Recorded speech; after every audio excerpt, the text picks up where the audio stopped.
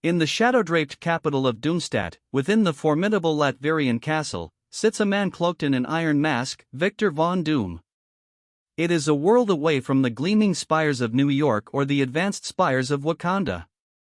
Here, in the small, tumultuous nation of Latveria, Doom is not merely a ruler, he is the architect of its survival. His gaze, though unseen, would pierce through the walls of his study, scanning the borders he has sworn to protect. For Doom, power is not ambition alone, but an absolute necessity in a world teeming with threats, both known and unknown. The burden of his people's fate rests solely on his armored shoulders. But before the mask, before the title, there was Victor. Born to a nomadic Romani tribe in the impoverished fields bordering what would become Latveria, his early life was marked by hardship and loss. His mother, a formidable sorceress, was taken by dark forces, leaving a void that young Victor sought to fill with knowledge and power. A prodigious intellect quickly set him apart, a mind driven by a singular purpose, to protect his people from suffering the same fate. He absorbed every scrap of scientific and mystic learning he could, envisioning a future where Latveria would never again be vulnerable, a future he alone could build. His brilliance eventually led him to the West, to advanced universities where he was hailed as a genius.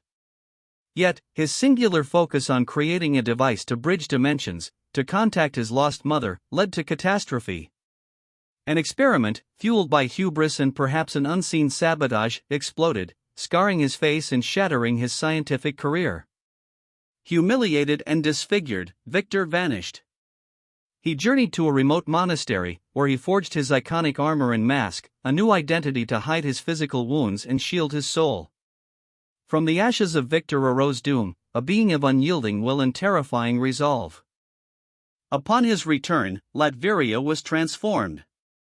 Through sheer force of will and technological might, Doom seized power, establishing an absolute, yet paradoxically, thriving state.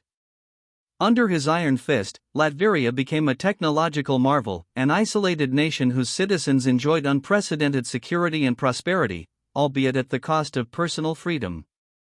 While the world's governments condemned his authoritarian rule, Latveria itself became a beacon of stability in an increasingly chaotic world. Doom's innovations in robotics, energy, and defense far surpassed those of many global powers, making his small nation an unyielding fortress. 3 weeks later, the fragile peace of the globe was shattered. A celestial threat, an ancient entity of immense power, began its inexorable approach towards Earth, its trajectory threatening to scorch Latveria directly. While other nations debated treaties and alliances, Doom saw only a direct challenge to his sovereignty, and more importantly, to the safety of his people. He declared Latveria would stand alone, rejecting international aid he deemed ineffective or, worse, a Trojan horse for foreign influence. This was not a global crisis for Doom, it was a test of his unwavering resolve, a cosmic validation of his belief in absolute self-reliance. As the world scrambled, Doom unleashed his true genius. Deep within the shielded vaults beneath his castle, engineers and scientists, under his direct, unsparing supervision, toiled tirelessly. New energy projectors, advanced vibranium alloy drones, and a groundbreaking planetary defense grid began to take shape. When the Avengers initiated their own preparations, Captain America himself attempted to open a diplomatic channel, seeking Latveria's cooperation. Doom's response was swift and absolute, his methods were his own, his defense unilateral. Any interference would be met with the full, devastating force of Latverian might, regardless of intent. The day of reckoning arrived. The celestial entity descended, its shadow eclipsing the sun over Latveria. From every citadel and hidden conduit, Doom's defenses activated. Beams of raw energy pierced the heavens, engaging the colossal threat. The sky above Latveria became a maelstrom of destruction and blinding light. Doom, encased in his armor, personally commanded the fight, his intellect processing countless variables, his will unbreakable. He did not seek to merely repel the entity, he sought to annihilate it, to send a clear, unequivocal message to the cosmos and to Earth's squabbling nations: Latveria, under Doom, would never yield, no matter the cost. When the dust settled, Latveria stood.